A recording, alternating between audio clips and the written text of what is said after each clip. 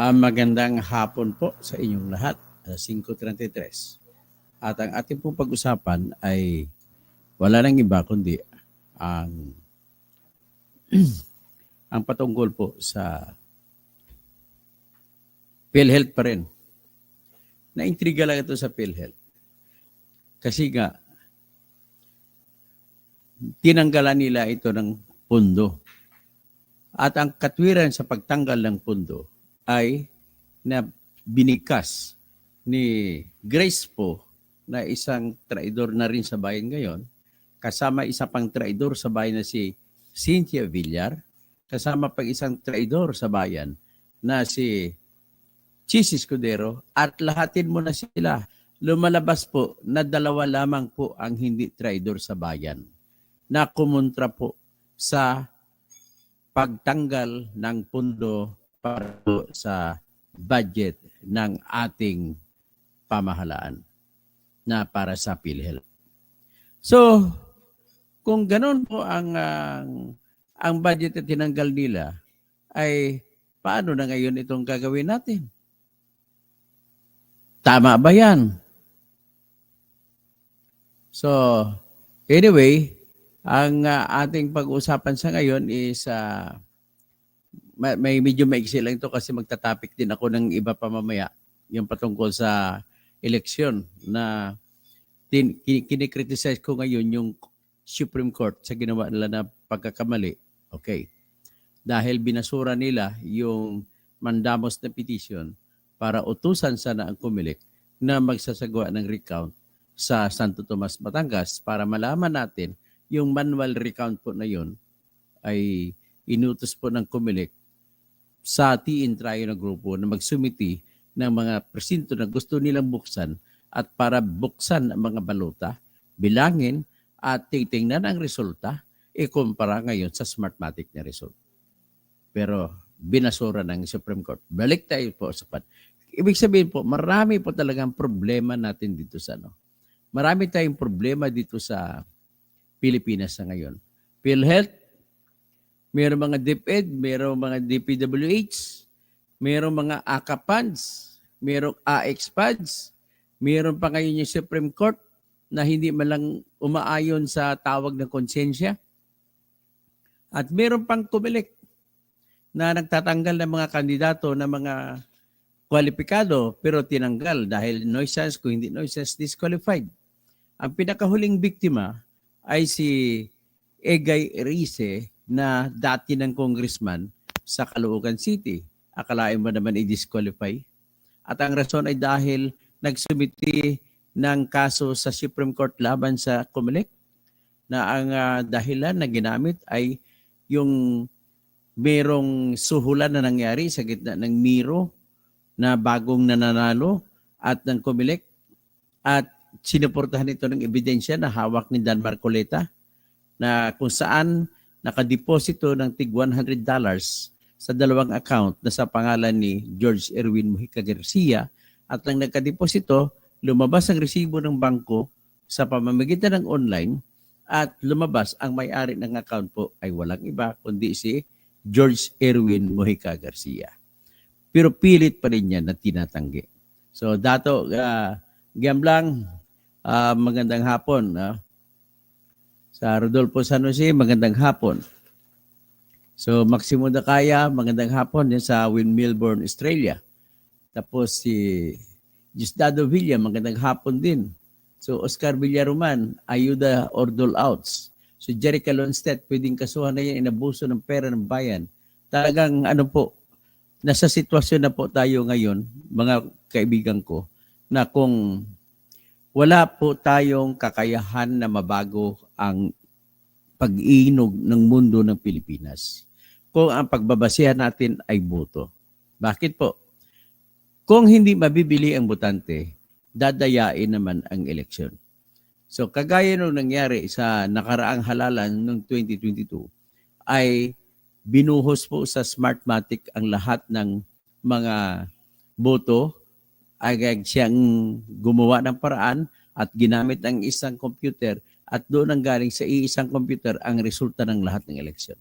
Ibig sabihin, kung nanggaling sa mga presinto mula Batanes hanggang Tawi-Tawi. Napakarami niyan, 106,700 precincts. So, kung manggaling yan doon, dapat direkta, ayon sa batas, na magpapadala sa mga computer ng COMELEC. Bakit lumalabas? Ang dumating sa computer ng COMELEC ay nanggaling lamang sa iisang computer, hindi nanggaling sa lahat ng mga presinto. Sa isang computer po nanggaling na may numero na 192.168.0.2. So, binabagit ko lang to very short kasi ang pag-usapan natin, pagtutukan natin yung ayuda. So, anyway, nangako ang COMELEC sa grupo ng T-Intrayo na magpili kayo, i-identify nyo, ituro nyo kung aling mga presintong gusto nyo buksan manual at kung mabuksan, bilangin sa kamay, at kung ano resulta, ihambing ngayon sa resulta ng Smartmatic. At kung may diferensya, ibig sabihin, may nangyaring masama, ay may daya. Pero kung nagtugma, walang daya. Ganun lamang ko kasimple. Ibig sabihin po, neutral naman po yun. Walang nakakaalam sa ngayon kung ano ba talaga, kung totoo na ang Smartmatic ay nagbilang ng tama at o kung di kaya nagpadala ng tamang boto. O di kaya ay kung hindi nagdandaya. Kasi ang boto ni BBM, 31 million, ay nakalista po na nanggaling sa isang computer lamang. Ganon din ang boto ni Sara Duterte na 32 million nanggaling po sa isang makina lamang, sa isang computer. Kaya wala pa silang karapatan na magmamayabang ng boto nila. These are the voices of 31 million, sabi ng mga BBM supporters. Sabi naman ng Sara supporters, I am supported by 32 million Filipinos. So you have no right to investigate my confidential fund. Diba? Parang ganon ang sasabihin lang. But then, I am so sad, extremely sad, that our Supreme Court does not go with the call of conscience. Sila lang po ang pinakahuling pag-asa ng Pilipino, the last bulwark of the Filipinos, and yet they do not come. They are not forthcoming to give Filipinos the justice and the conscience. So, ganun po. Ngayon, marami pa tayong ibang issue. Pa-eleksyon, paano pa. Pero dito tayo tututok sa ayuda muna. Ladies and gentlemen, ang pag-usapan natin ay tinanggalan po ng mga senador. Lahat ng senador, maliban lamang kay Risa Hontiveros at kay Coco Pimentel, ay pumayag na huwag bigyan ng pondo ang PhilHealth. Ano ba yung pondo na tinanggal na hindi binigay sa PhilHealth? Nung humingi si Bongbong Marcos ng pondo para sa PhilHealth, nilagay niya ay 74.1 billion pesos. At ang 74.1 billion pesos po yun, na manggaling sa national government, yun po yung bahagi o share ng ating pamahalaan na ibibigay sa PhilHealth para gagamitin naman ang PhilHealth pansagot sa mga miyembro ng PhilHealth na disabled o di kaya PWD, na mga senior citizens kagaya ko na wala nang kakayahan magbayad, na mga iba pang mga tao na walang trabaho. So lahat yan, sinasagot ng pamahalaan ang kanilang contribution sa PhilHealth. At ang pera na nanggaling sa pamahalaan ay nakalagay po sa batas, yung Universal Health Law. Naglagay siya na kukunin ang 60% sa sin tax. Ano ba yung sin tax? Sin, mas kasalanan na buwis. Sin tax. Yan po yung buwis na kinukuha sa mga negosyo ng sigarilyo. Negosyo ng mga asukal. So, ibig sabihin, sugary and cigarette and mga kung ano pang iba na mga sins. Okay. Ang lahat ng pagbebenta niya, kunin doon yung buwis at ibigay sa PhilHealth. At yung binibigay ng pamahalaan sa PhilHealth, yan po yung sinasagot ng pamahalaan natin na contribution ng mga senior citizens. Contribution ng mga walang trabaho. Contribution ng mga disabled. contribution ng iba pa na hindi na kayang magbumayad. Okay? So, ngayon, ano naman ang ibang mga pera na napunta sa PhilHealth? Kagaya sa akin, kasi pwede pa naman ako magbabayad. Ha? Pwede pa naman ako magbabayad. Ibig sabihin po, ay magbabayad ako buwan-buwan sa PhilHealth. So, ibig sabihin, dalawa po klase ang pinagkukunan ng pundo ng PhilHealth. Tayong mga nagbabayad buwan-buwan, mga OFW nagbabayad sila. At yung pundo galing sa national government na share ng national government para bayaran para sa mga taong wala ng kakayahan na bumayad sa PhilHealth. Yan po, dalawang klase. So ngayon, nagdesisyon ang Senado pagkatapos na mag-deliberate sila sa pamamagitan ni Grace po na sponsor, inayunan naman, sinuportahan ng tudo ni Chis Escudero at nagsalita rin ito si Cynthia Villar na ang kakasuhan na lang daw ang PhilHealth. At sinuportahan ito ng lahat ng senador maliban lamang kay Risa Hontiveros at saka kay Coco Pimentel. So ano ngayon ang ipagmamayabang nitong si Rapi Tulfo na kunwari isasigaw para sa mga mamamayan? Ano ang katwiran niya? Bakit niya tinanggalan ng budget? Bakit siya pumayag at bumoto pabor sa pagtanggal ng budget ng PhilHealth? Ano ang dahilan? Siyempre, may dahilan yan. Alamin natin mamaya dahilan. Sino pang ibang mga senador ang pumayag? Lahat po halos sila, no? Na pati si Bato, siyempre, pumayag na rin pala. Pati si Bongo, pumayag na rin pala. So, pati sino pa? Si Lito Lapid, si Amy Marcos. At dati, si Amy Marcos, nung umpisa, ay siya ang nagalit na bakit mayroong akap. Tinanggal niyang akap sa kanyang committee. Kasi siya may hawak ng committee ng DSWD. Pero, nung nilapitan ang lahat ng mga senador, nung nilapitan sila ni Tambaluslos Romualdez, sabi niya, yung 21 billion sa amin sa Kongreso, kung saan marami naman kami, yung 5 billion para sa AKAP ay ibigay namin sa mga senador. At ang senador ang bahala niyan magsabi kung saan nila, kanino nila ibibigay. Alam mo, magtataka kayo. Bakit gusto nila yung ganong pundo? May kinikita ba sila dyan? Sa totoong kwento, kung wala po silang kinikita dyan, hindi po nila ipaglaban yung budget ng AKAP at budget ng AX. Yan ang katotohanan dyan. So, ano ngayon ang katwiran ni Tambaluslos at saka ng DSWD para sabihin na hindi nakikialam ang mga politiko sa proyekto ng PhilHealth? Proyekto ng ayuda. Okay? Ito mismo, nag-anunsyo sila, bakit ayaw natin ng akap ng ayuda ipamimigay sa mga kapusang pera? Ano ang ibig sabihin lang ng kapusang pera? Yung kapusang pera po, tinatawag na yung mga may sweldo, may trabaho, pero minimum wage earners. At yung AX naman ay para kuno sa mga tao na nangangailangan ng krisis. Alam mo, pag sinabi mo krisis, lahat na lamang ng Pilipino ay nasa krisis, maliban na lamang sa mga mayayaman talaga. Ang labo po ng kanilang ginawang batas na dahil sa kalabuan, ay pwede nilang gamitin kahit anong katwiran para maibulsa lamang nila ang pera ng bayan. Sa nagkukunwari na ipamimigay kuno sa mga taong nangangailangan. So, in short, may kabuuan po rito. Ang tanong ko una, bakit nyo ipaglalaban ito?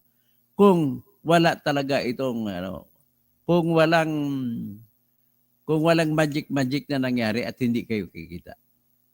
O, titingnan natin ang anunsyo naman ni Ikwan. Ang sinabi naman ito ni DSWD, tingnan, basahin ko lang, pakita ko lang sa inyo yung balita niya. Siya nagsasabi na wala raw politiko na nakikialam sa pagbibigay ng ayuda. So, ito yung sinasabi niya. Pagbigyan natin, basahin natin.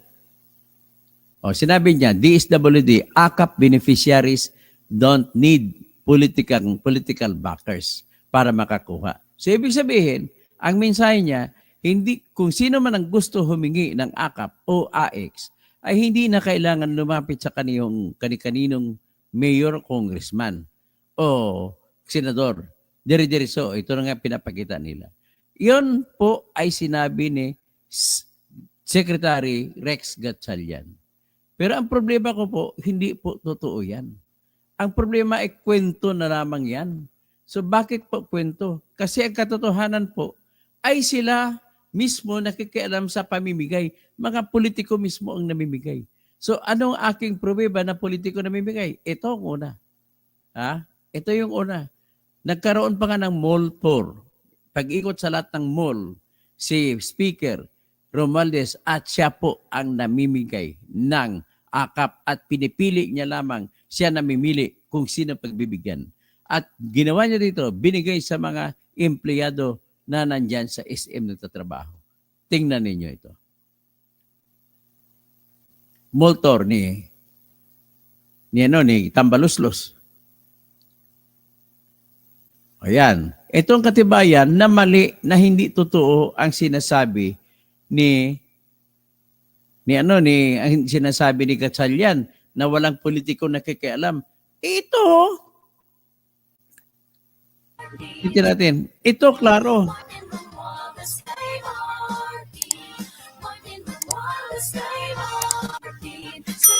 Ano ba yan?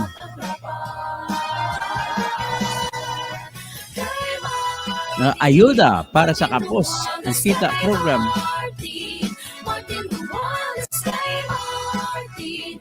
Servisyong tapat ang dapat. Servisyong tapat ang dapat. Servisyong tapat ang dapat.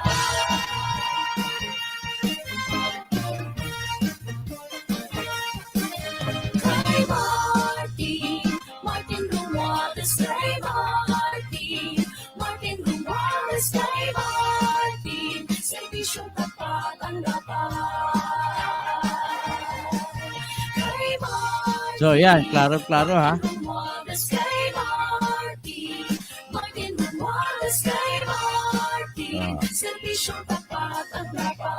So tama na yan.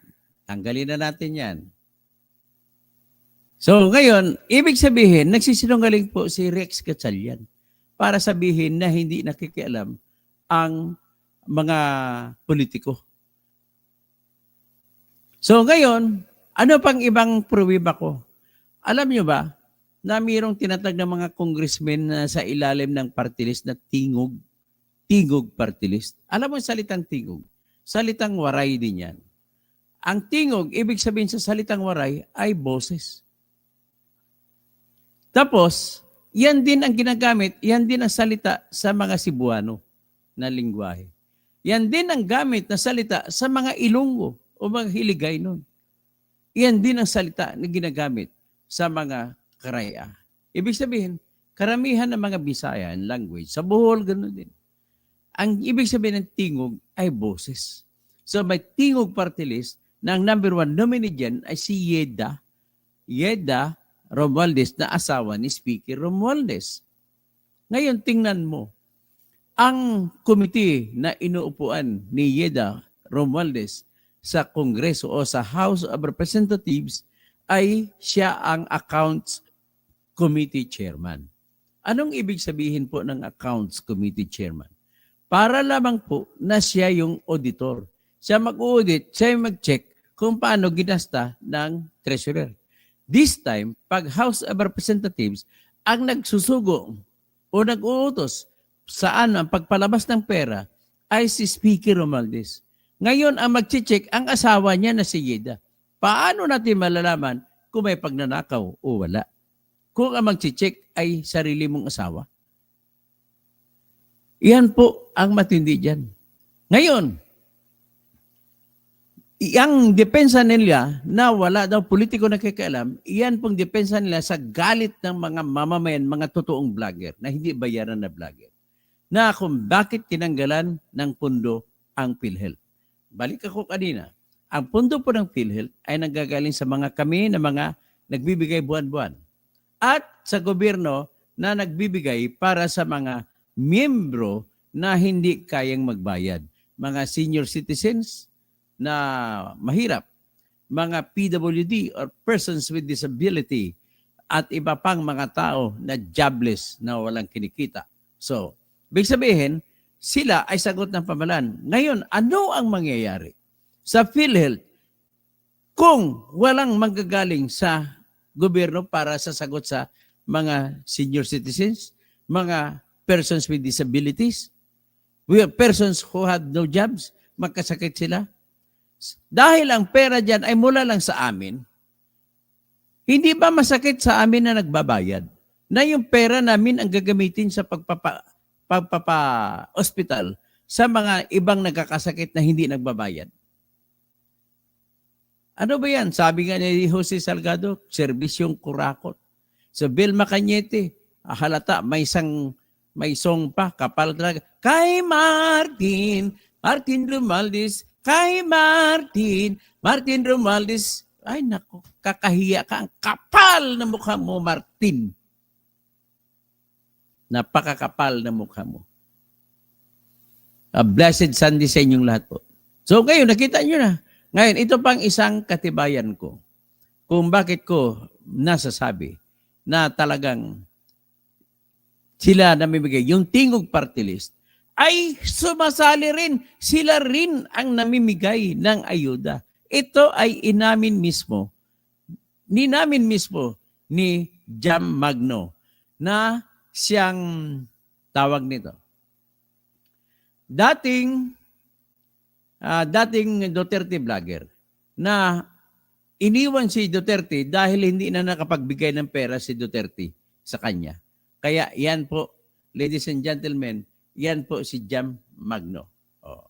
I-jam mo, Jam Magno. Oh, yan. Pakinggan natin. Ito ang ipapalabas ko sa inyo, ipipresenta ko na kwan. Ano ba ito?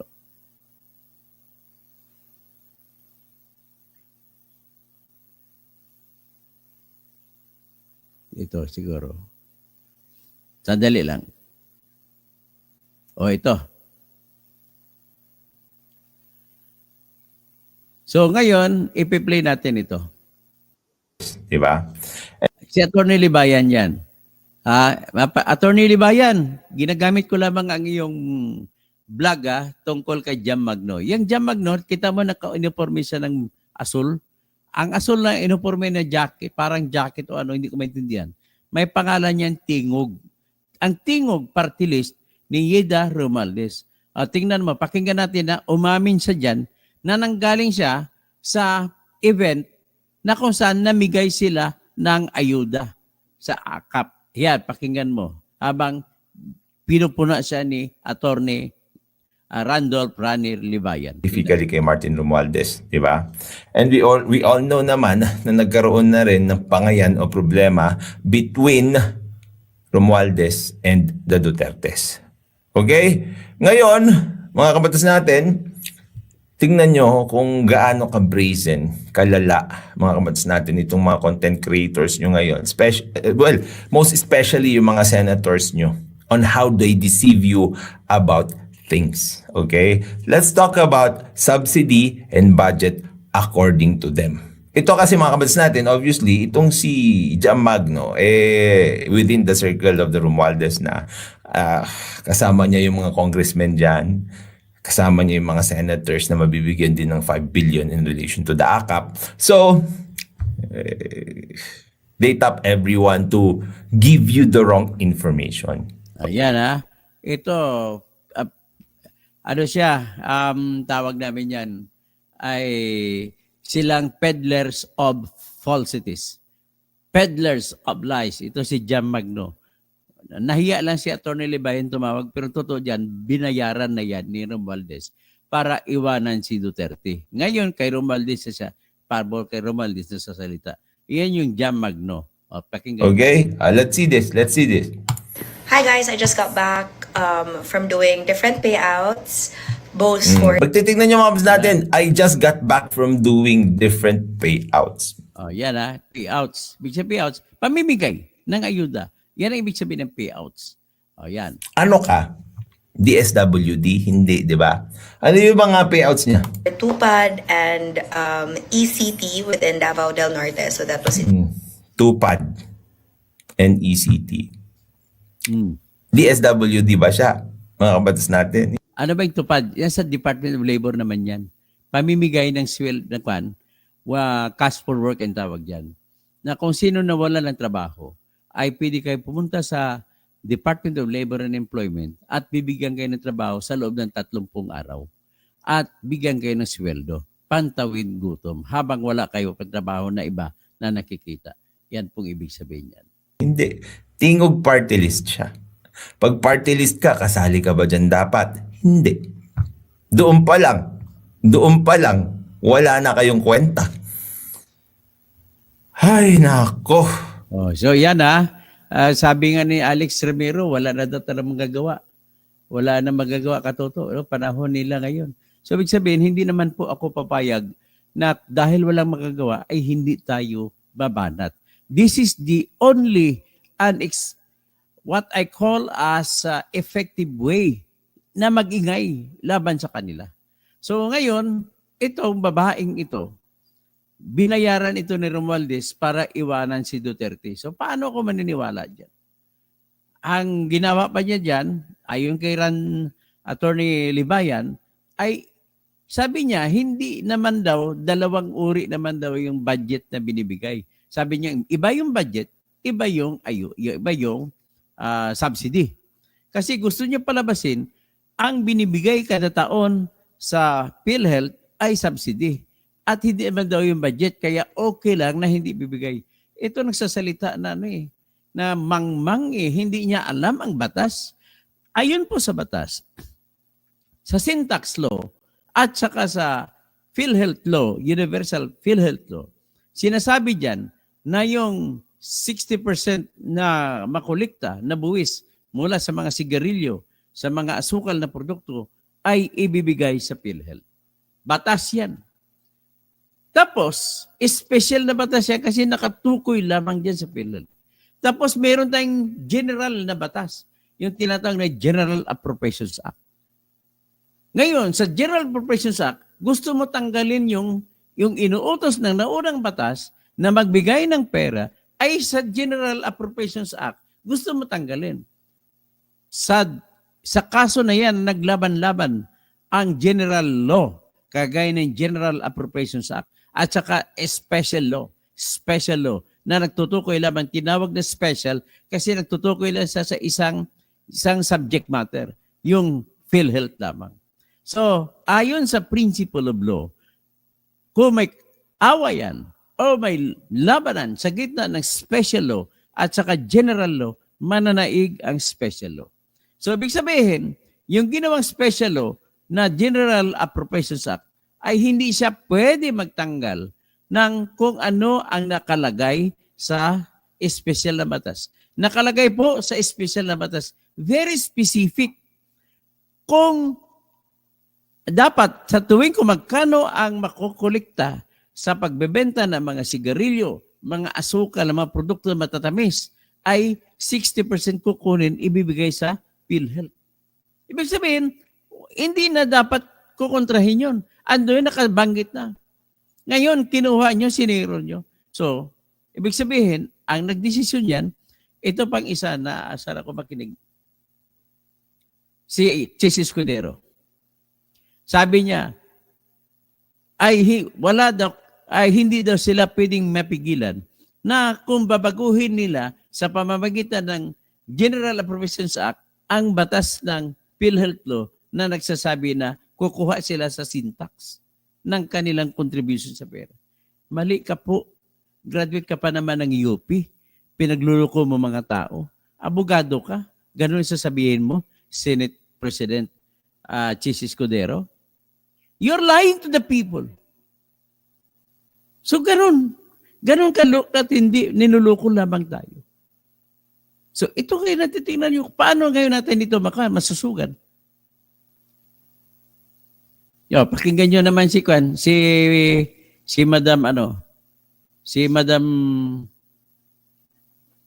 si Madam ano, si Madam maraming lupa na kapatagan na para gawin na pabahay.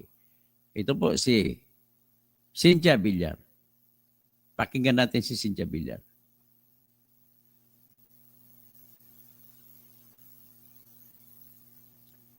Ayun, ano naman sinabi ni, huwag nyo na iboto si Kwan yan. Yung kanyang anak na tumatakbo, si Camille Villar. Traidor ng bayan din ito. Kagaya kay Chis Escudero, kay Grace po. Ayan, ano sinabi niya? Para kay Senador Villar, dapat PhilHealth ang idemanda dahil hindi naman ito matulungin. I don't know, di magdemanda sila kung unconstitutional. Ako kasi, bakit namin naisauli sa gobyerno kung wala silang pera? Di ba may naisauli sa gobyerno? Paano naisauli yun? Di demanda nila. Kabubo, paano? Kasi sinasite niya, may 90 billion na ibinalik sa gobyerno galing PhilHealth. Hindi siya nag-study, hindi siya nagre-research na hindi sinauli yun. Kinuha ni Ralph Recto ang 89.9 billion pesos mula sa PhilHealth. Hindi po sinauli yan. At yung pera na yun ay bawal din sa batas yun. Kasi nakapaloob na yun doon sa batas para sa PhilHealth. Ngayon, ang kinatwiran nilang lahat, kasama si Grace po, ay sapagkat may kasalanan ang opisyal na mga PhilHealth sa hindi pagbibigay ng tama na mga ayuda sa ospital para sa mga tao ay kanilang pinaparusahan ang PhilHealth. At dahil pinaparusahan ng PhilHealth dahil sa kasalanan ng mga opisyal na yan, ito ay tinanggalan nila ng pondo. Ngayon, sino ngayon ang magdudurusa? PhilHealth officials ba? PhilHealth ba? Hindi ba tayo? Paano naman kami na nagbabayad? Apektado rin kami. Siyempre, yung perang binigay namin, kukunin din, gagamitin din yan ng PhilHealth para ibayad dun sa mga senior citizens na ospital. Ganun po yun lahat. Ngayon, sinasabi ni Grace po, bakit pa natin sila bibigyan? May pondo naman sila na 600 billion. All right. Ito po yung, para maintindihan ninyo, ano po ang ibig sabihin ng 600 billion. Nasa batas po ng Universal Health Care na kailangan mag-maintain ng pondo ang PhilHealth good for 2 years na para makasiguro sila na may magagamit sila na ipuhunan nila sa mga stock markets para kumita dagdag pondo. At ang ginawa na 2 taon, ang tawag diyan actuarial. Ibig sabihin, magkano bang estimate na gagastusin ng PhilHealth kung ipagamot ang lahat ng mga tao? Ganun na kasimple. So, ang na-estimate na ginawa nila ay 300 billion a year. So, ang ginawa, nag-ipon. Lahat ng binayad namin na nagkukontribute sa PhilHealth ay dinagdag doon. Inipon muna yung 1 drum na malaki. Pinuno muna ng tubig. Para kung mapuno na yan, ang sobra na tubig ay dito na kukunin sa pundo na panibagong ibibigay at saka sa mga bagong share na ibibigay ng pamahalaan galing sa syntax. Okay? So ngayon, ang ibig na sabihin, mali si Grace po sa pagsasabi na akala niya pwedeng gamitin ng PhilHealth yung 600 billion. Hindi po pwede gamitin. Kasi iyan na po nakakommit na iobliga na nila, na i-invest na nila para makakolekta ng pera, ng kita ang PhilHealth at pandagdag sa pantustos sa gastusin sa opisina. Ngayon, sabi nila, may corruption daw. Although hindi po ako kumukontra ng talagang may corruption. Ano ngayon ang solusyon? Tanggalan mo na pera ang isang opisina dahil mga corrupt ang mga opisyal? Tama ba yon? Di ba? So, ibig sabihin, dahil mga corrupt ang mga pulis, sa buong Pilipinas, lahatin mo na stasyon. Tanggalan natin ang pera pang sweldo sa kanila. Pag tinanggal natin, anong mangyari? Wala nang pulis na magre-report. Ano pa kayo na mangyari? Sinong pinarusahan mo? Di ba yung mga taong bayan, wala nang magbabantay, magagalaga sa katahimikan ng taong bayan. Dahil sa galit ka sa mga pulis, tinanggalan mo na pundo ang mga pulis. Parang ganun lang ang ibig sabihin yan. Dahil galit ka sa Philippine Army, sa Philippine Air Force, sa Philippine Navy, ay dahil may korupsyon, tinanggalan mo pundo. Umatake ngayon ng China. Paano ba makaresponde? Ang utak ninyo, mga utak biya talaga, brazen. Pag nangyari, you are another way of stating, what are we in power for? Ganun. Sabi ni Julita Maranan, ibulgar na sila. Talagang hindi ko na matitiis yung ano nila. Maghanap sila ng sugary na para maliwanag, para tingin ng mga tao sa kanila, sila ay magagaling. Tama ba yan? Ay, nako. So anyway, hanggang dyan na muna tayo. At ako ay magsha-shout out na. Mamaya, babalik ako, ibang topic naman tayo. Maximo Dakaya, Oscar Villaroman, Ayuda Ordolaus, Jerica Lonstedt, pwedeng kasuhan ng mga yan. Siyempre kasuhan na lang nila yung PhilHealth officials na mga korap. Jerica Lonstedt, pwedeng kasuhan mga yan, inabuso. Talagang ihanda na ninyo yung inyong kaya ako ihanda ko sarili ko. Akong unang magsasampa sa Supreme Court ng pagbabasura ng budget na yan. Dahil sa ginawa na siniro nila yung PhilHealth. Actually, bago ko magtapos, tinanggalan nila ng 10 billion ang Department of Education na pambili sana ng computer ng mga bata natin, yung mga pupils natin at mga students. Tinanggalan. Kaya nalungkot po yung dating senador na ngayon kalihim ng Department of Education na si Sani Angara. Naluluha siya. Next, tinanggalan din nila ang may iba pang tinanggal sila ng mga ayuda sa mga seniors at pinatong nila saan? Doon nila nilagay sa mga proyekto nila na 289 billion na pundo diyan sa DPWH. Ano mga proyekto na yan? My goodness, puro po lahat flood control projects. 289 billion flood control projects. Paborito nila yung proyekto na magtatanggal ng dumi o silt sa mga ilog. Kasi ginagawa nila, maglalagay lamang sila ng backhoe, picturean, maniningil na ng buo, hindi man lamang nakahukay ang backhoe ng mga buhangin na natatambak sa gitna ng ilog. Ganun po ang ugali nila. So, tinanggal nila yung pondo para sa PhilHealth na 74.1 billion. Yan ay pinanukalan ni Bongbong. At wala si Bongbong nilagay na hiningi para sa AKAP. Wala rin siyang hiningi para sa AX. At to top it all, wala pong batas na nagpapatunay, nagsusuporta na magkaroon ng AKAP at magkaroon ng AX. Kahit busisiin mo, pabaliktad-baliktad ang tinatawag na Magna Carta for the Poor. Ang meron ka na makita dyan, for peace, SLP, kalahi, yun lamang po ang mga ayuda na nakikita mo dyan. Iba, wala na. At saka yung tupad, nakikita mo sa Department of Labor na budget, unemployment. Yung AKAP at saka AX, kahit baliktarin mo batas, wala ka makikita. Ngayon, ibig sabihin, pinapoint out ko yan kasi bawal po sa Constitution na maglagay ka sa GTIP, maglalagay ka ng pondo sa mga gastusin na walang batas na nagsasabi. At walang batas nagsasabi para sa AKAP at para sa AX ay bawal yan. So, yan po ang ating tandaan. So, magpatuloy ko na shoutout. Si Maximo Dakaya. Like number 36 Maximo Dakaya, good Sunday. Evening, Sir Toto. Diosdado Villa, magandang hapon. Maximo Dakaya, Dato Gamblang. So, Rodolfo San Jose, good PM.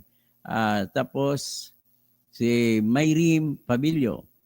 Presente po, Hermes Polioso. Tapos Remedios Borihon. Hello po, Atty. Toto Kausing. Fernando Rafael Fernandez Cuervo. buenas noches. Vicente Cipriano, sigurado na ulitin nila may not 10 million to be added kung kasabot ng Comelec. Nako.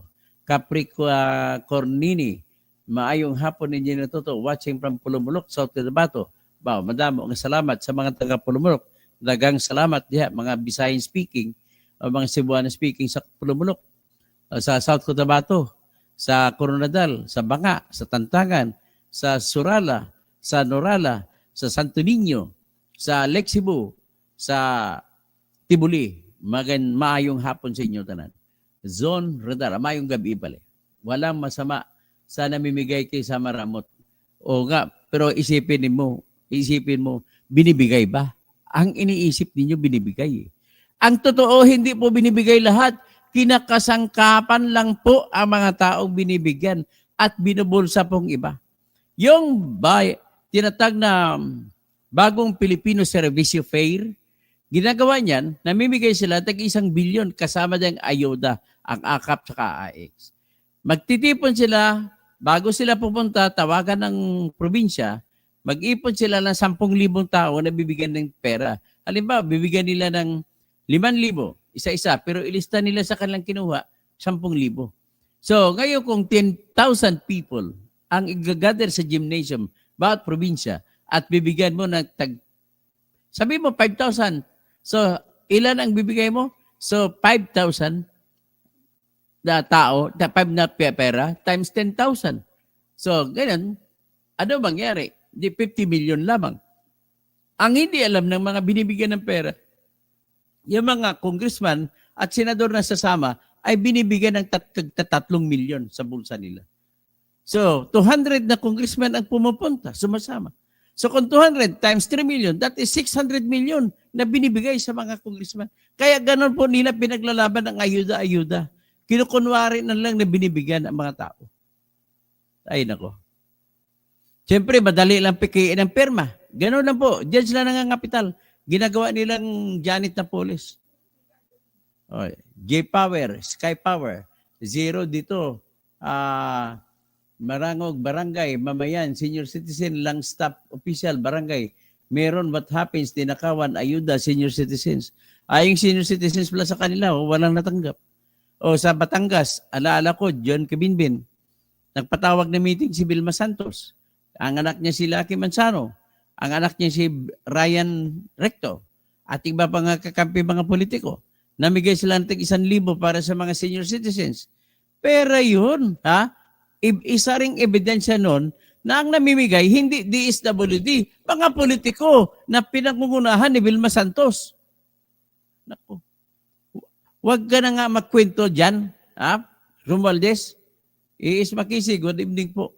Marinita Junet, Catalonia, kumusta kay Daddy? Dapat nanonood si Daddy sa aking vlog.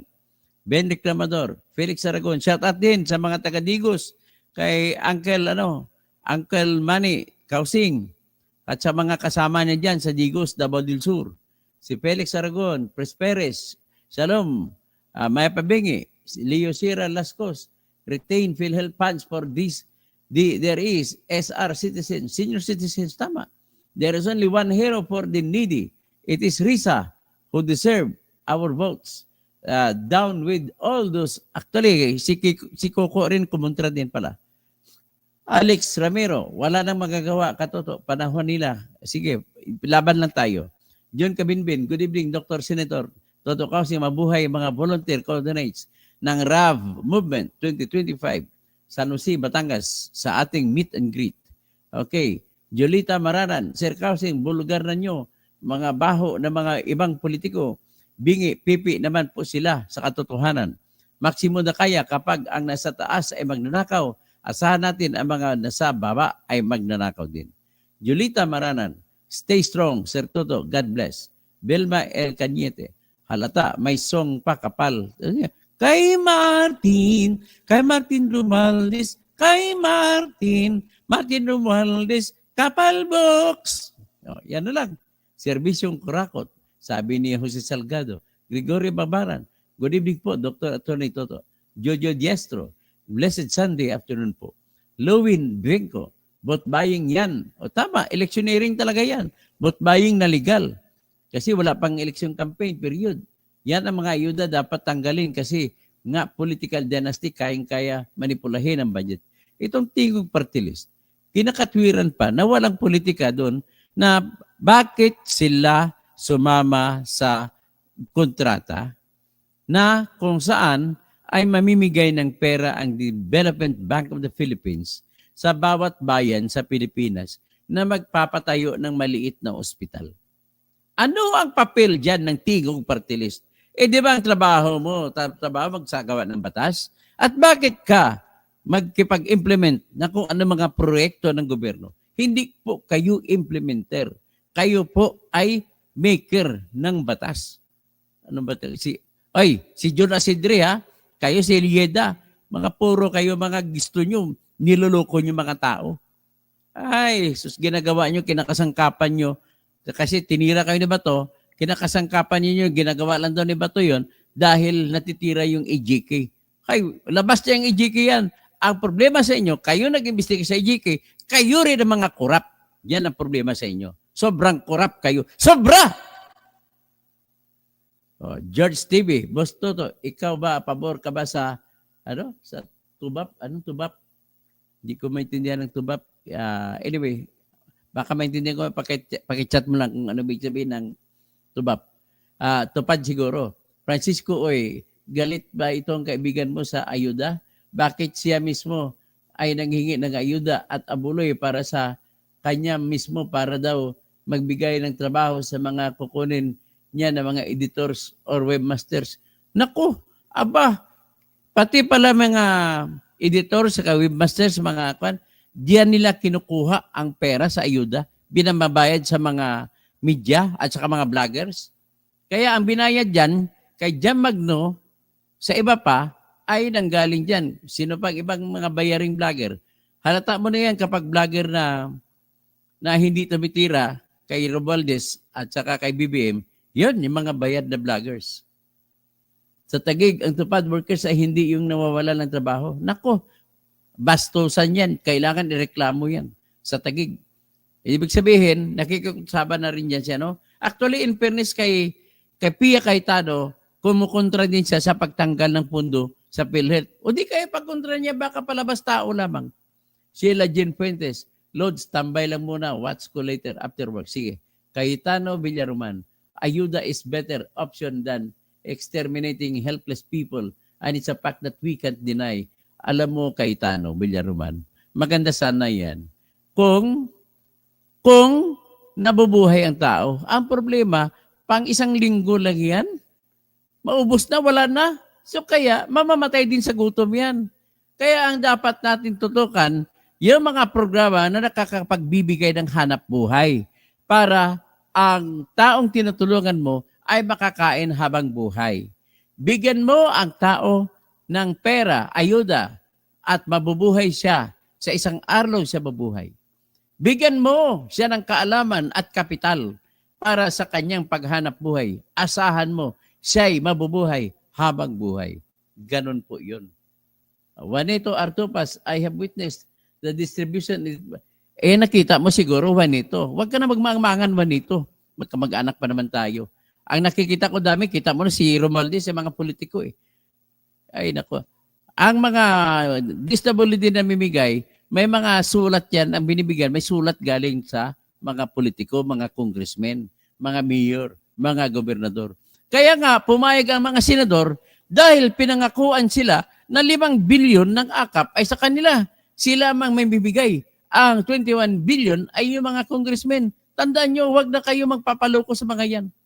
So, Grim Reaper, Maria Alexandra Tugas, maayong gabi, ito rin yung natuto kasi kaya natin to. Pio Padilla Ayo, Yudiputput na mga senador na mga yan, ibasura na mga yan, Hans Mbimorede, ang tangling po, dapat ang mga korap na empleyado.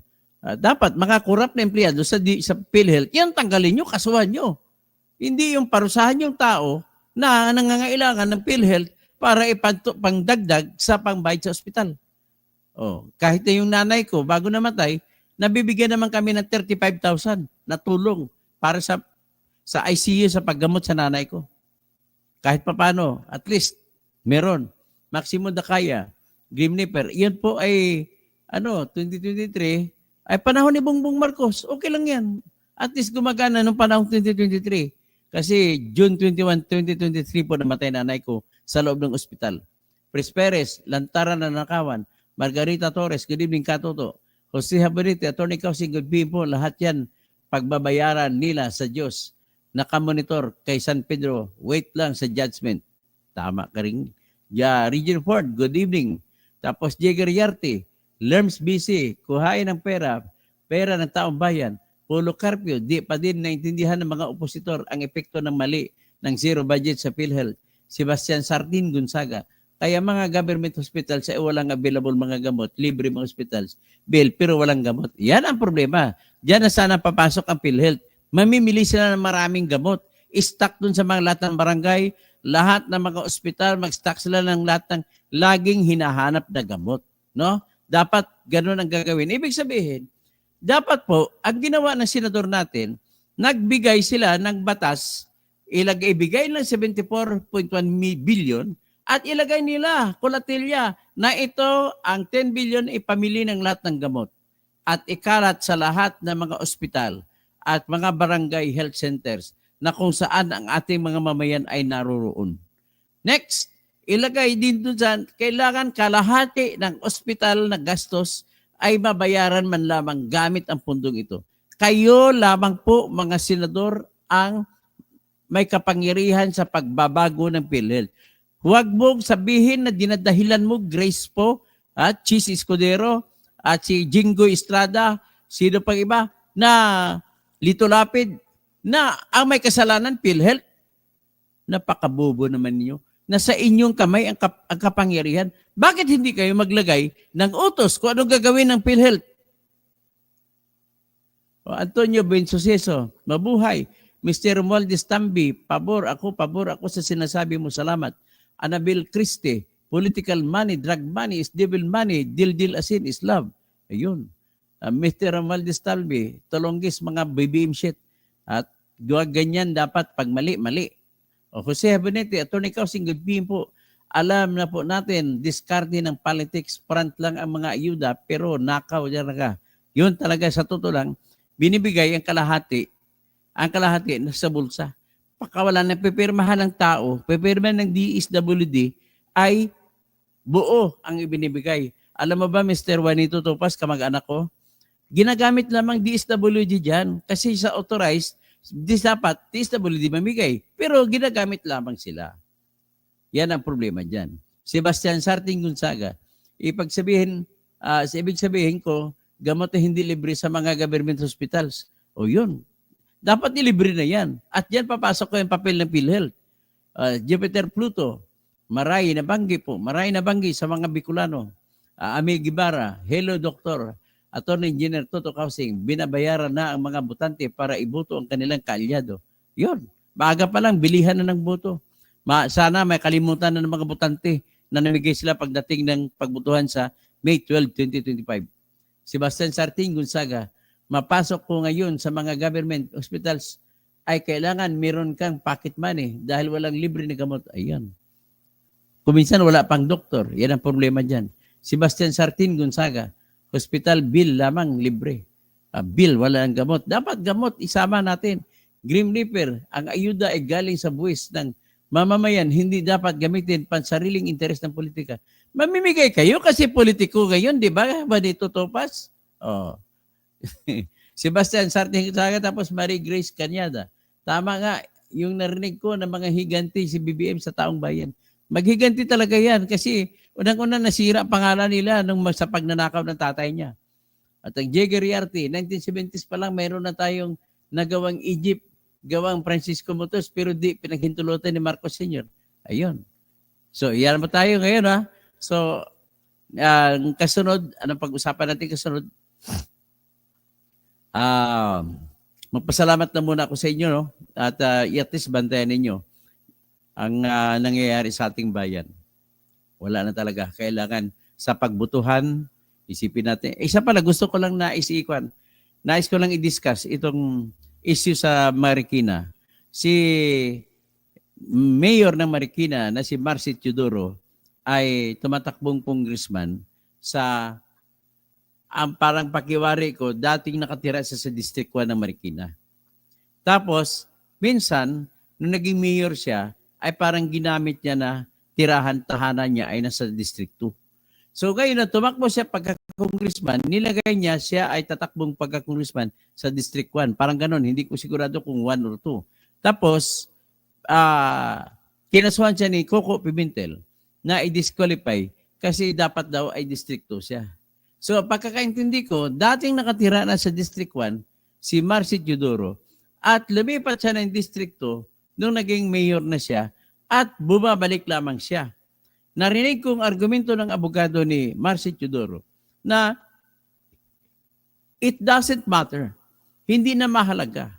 Kung dati sa District 1 siya na matagal, diyan siya pinanganak, at lumipat siya ng District 2, at bumalik siya kahit less than 1 year, kasi 1 year ang kinakailangan na residency or domicile ng isang kandidato pagka congressman. So kahit wala pa siyang 1 taon, kasi pwede magdugtong doon sa nauna, which is also my own argument, which is tamang argumentos. Bakit po?